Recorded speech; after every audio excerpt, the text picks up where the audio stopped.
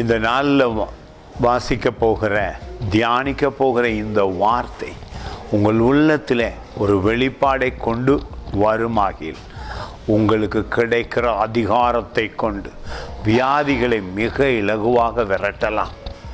நோய் நொடிகளையும் துன்பங்களையும், குடும்பத்தில் இருக்கிற பொருளாதார நெருக்கடிகளையும், உங்கள் வாழ்க்கையில் அன்றாடம் நீங்கள் ஃபேஸ் பண்ணுகிற எல்லா ப்ராப்ளம்களையும் அதிசயமாக, ஆச்சரியமாக உங்களுக்கு மேற்கொள்ள முடியும். பாருங்கள், இந்த வார்த்தை உள்ளத்தை தொடும், அதிசயம் செய்யும்.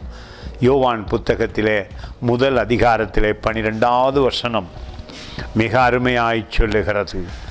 அவருடைய நாமத்தின் மேல் விசுவாசம் உள்ளவர்களாய் அவரை ஏற்றுக்கொண்டவர்கள் எத்தனை பேர்களோ அத்தனை பேர்களும் தேவனுடைய பிள்ளைகளாகும்படி அவர்களுக்கு அதிகாரம் கொடுத்தார். அதிகாரம் கொடுத்தார்.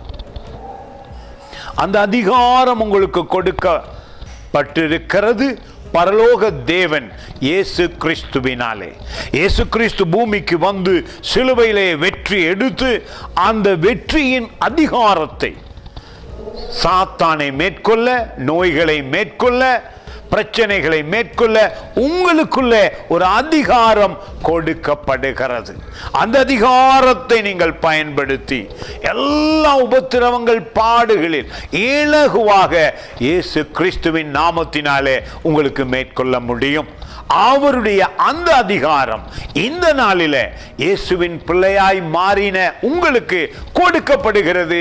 நிச்சயமாக எல்லா துன்பங்களிலிருந்து வெளியே வந்து விடுவீர்கள். God bless you.